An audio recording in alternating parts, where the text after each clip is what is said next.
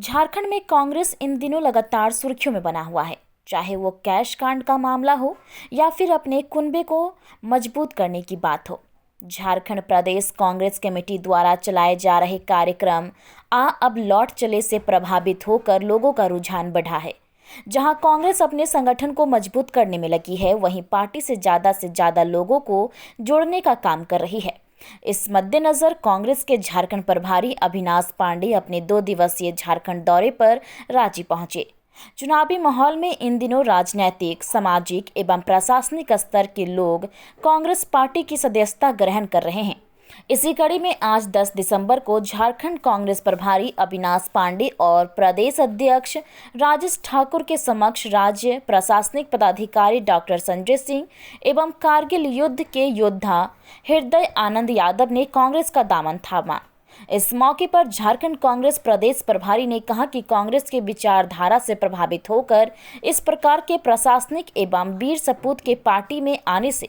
Party में और भी मजबूती प्रदान होगी। विभिन्न पदों को शोभित करते हुए लोक सेवा में अपना पूरा समर्पण प्रशासन की ओर से दिया। हमें बहुत खुशी है कि आज वो पार्टी की विचारधाराओं से संलग्न होते हुए पूरे समर्पण के साथ लोक सेवा का एक नया आयाम, और जैसा कि अभी हमारे आदरणीय हृदयानंद जी ने कहा कि अपनी दूसरी पारी, जीवन की दूसरी पारी में जो बचपन से अभी मैं उनसे बात कर रहा था तो सुन रहा था कि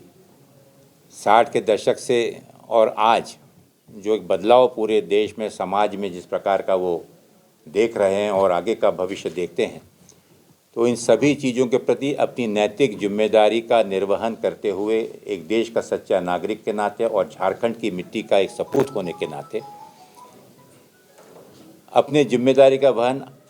कांग्रेस पार्टी संगठन और उनके कार्यक्रमों से जुड़कर वो कर रहे हैं। हम सब पार्टी की ओर से उनका स्वागत करते हैं और निश्चित रूप से ऐसे कर्मठ और बुद्धिजीवियों के पार्टी के साथ जुड़ने से पार्टी की विचारधारा को और मजबूती मिलेगी, इसका मुझे पूर्ण विश्वास है। हम उनका यहाँ स्वागत करते हैं। साथ ही साथ आदरणीय सूबेदार हृदयानंद जी, जिन्होंने कारगिल युद्ध में एक योद्धा की भूमिका के साथ साथ अपना पूरा जीवन देश की सुरक्षा और रक्षा के लिए जहाँ दिया, और अभी मैं प्रभावित हुआ उनका सुनकर कि अपने जीवन की दूसरी पारी संविधान की रक्षा और देश में लोकतंत्र के बचाव के लिए एक कांग्रेस की विचारधारा के साथ जुड़कर जो उन्होंने अपना संकल्प यहाँ दोहराया है, हम उनका पूरा सम्मान के साथ स्वागत करते हैं। और निश्चित रूप से देश का प्रहरी जब पार्टी की विचारधारा के साथ जुड़कर जिसका जन्म ही भारत की स्वतंत्रता से लेकर और आज स्वतंत्रता की रक्षा करने का जो कार्य कांग्रेस पार्टी कर रही है, उसमें मुझे पूरा विश्वास है कि उनका पूरा योगदान मिलेगा और पार्टी गर्व महसूस करती है कि इन दोनों सामाजिक योद्धा और हमारे देश के प्रहरी योद्धा दोनों का आज हम यहाँ पर स्वागत करते हैं और उनके कुशल और सफल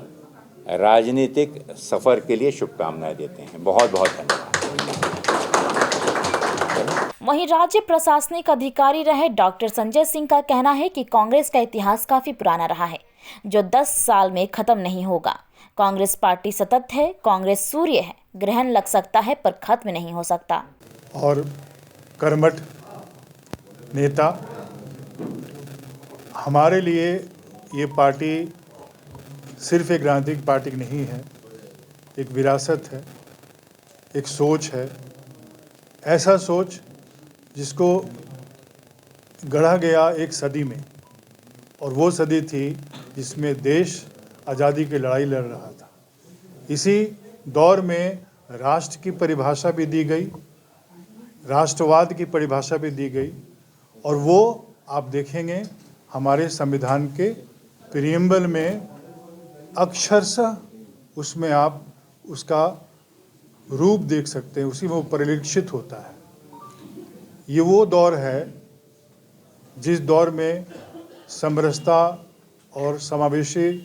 राजनीति में न भेदभाव था, न कभी लगता था कि भाई भाई से जुदा होगा, न कभी लगता था कि गंगा जमुनी तहजीब में कभी ऐसा फ़र्क आएगा कि शायद लगेगा कि गंगा जमुना से बिछड़ रही है।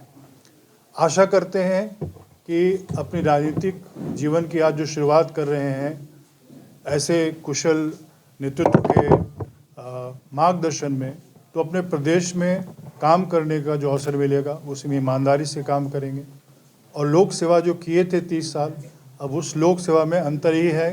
कि पहले कुर्सी पर बैठ के देते थे, अब कुर्सी पर बैठने वालों से दिलवाएंगे। धन्यवाद। वहीं कारगिल के युद्ध में शामिल योद्धा का कहना है कि हमारा सेना में मिशन होता है, उसी प्रकार पार्टी के द्वारा दिए गए कार्य को और लक्ष्य को हर हाल में पूरा करना हमारा कर्तव्य है। आदर्श वाक्य, डरो मत।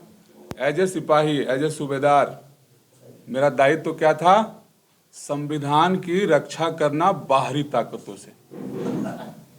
पिछले साल रिटायरमेंट के बाद ऐसा लग रहा है कि संविधान खतरे में है, संविधान को बदला जा सकता है।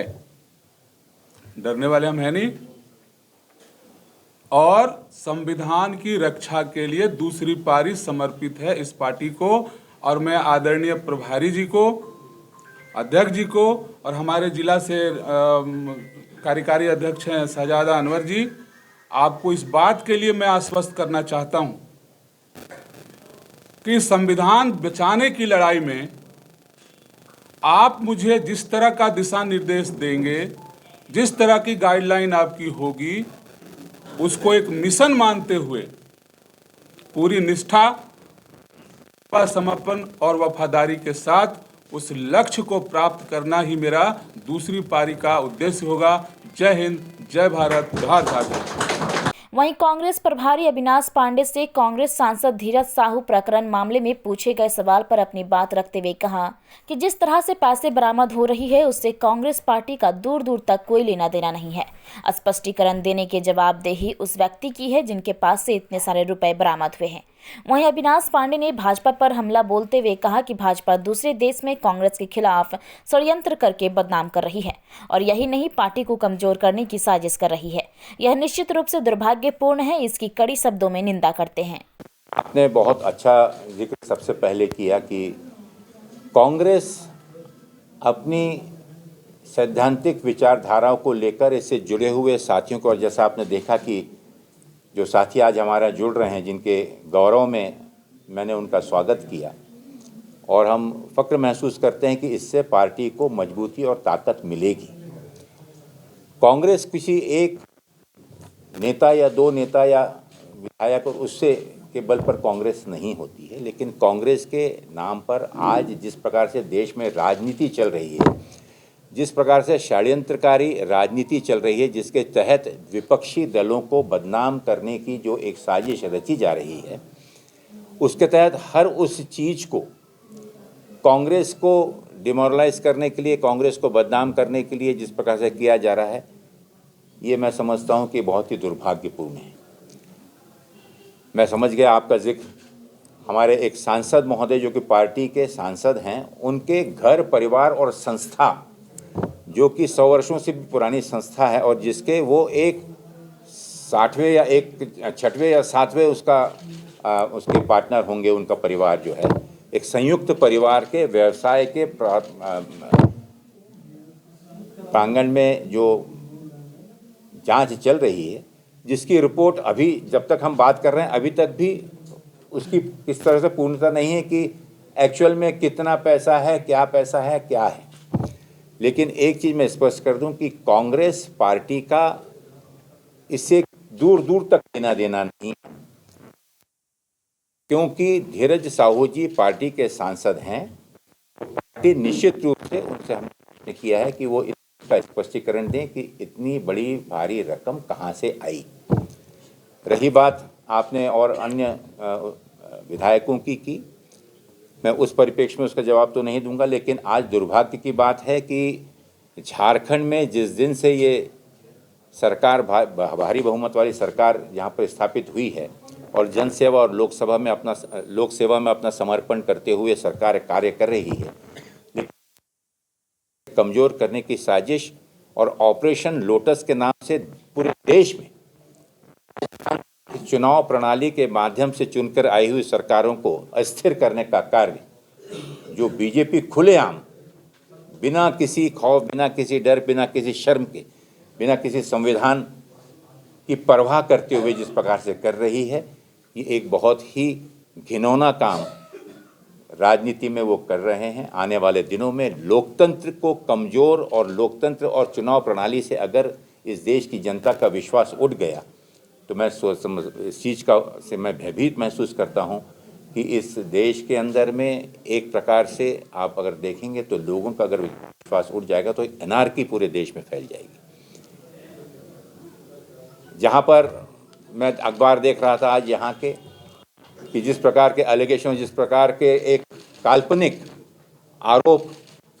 और उसके साथ में पार्टी और पार्टी के नेता और अन्य नेताओं को भी साथ में जोड़ने का जो प्रयत्न किया जा रहा है, उसकी हम निंदा करते हैं और इतना ही कहना चाहेंगे कि किसी के निजी जीवन में क्या हो रहा है, उसके जीवन के साथ में जुड़े हुए प्रश्नों का और जवाबदेही उस व्यक्ति के और उस परिवार की बनती है। जहाँ तक कांग्रेस की